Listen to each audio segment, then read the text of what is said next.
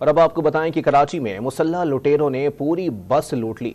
डाकुओं ने मेमार मोड़ सुपर हाईवे पर जाफराबाद से कराची आने वाली बस के 45 मुसाफिरों से नकदी, मोबाइल फोन्स और कीमती अशिया छीन ली हैं।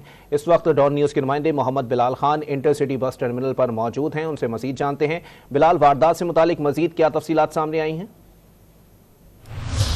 जी बिल्कुल, देखिए सुपर हाईवे चाकर होटल के करीब आज सुबह तकरीबन 6 बजे के करीब एक बस को लूटा गया जो कि बलूचिस्तान से कराची आ रही थी। मैं इस वक्त कैंट स्टेशन पे उस बस के अड्डे पर मौजूद हूँ और यहाँ पर इस बस के अड्डे के जो है वो मुलाजिम मौजूद हैं, उनसे बात करेंगे किस तरह जो है ये वाक़या पेश आया। अच्छा ये बताइएगा कितने मुसाफिर मौजूद थे, किस तरह जो है वो गाड़ी रोकी गई और कितने जो है वो अफराद को लूटा गया?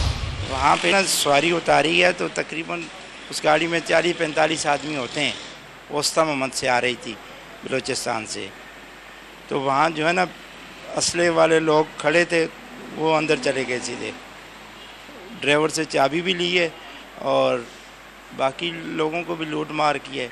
जी बिल्कुल, देखेंगे यही कहना है कि तकरीबन 3 से 4 मुसल्लह मुलज़िमान थे, वो जो है बस के अंदर सवार हुए, लूट मार के और लूट मार करके बाद के बासानी फ़रार हो गया। पुलिस हुकाम से हमारी बात हुई, पुलिस हुकाम की जानिब से यही कहा गया इब्तदाई तौर पर कि सच्चल थाने की हदूद है, लेकिन हदूद का तनाज़ा अभी भी चल रहा है साइड सुपर हाईवे और सच्चल पुलिस के दरमियान। लेकिन इब्तदाई तौर पर जो तहकीकात की गई उसमें ये मालूम हुआ है कि ये सच्चल थाने की हदूद में ये वाक़या पेश आया है, जिसके बाद पुलिस की जानिब से तहकीकात का अमल जारी है।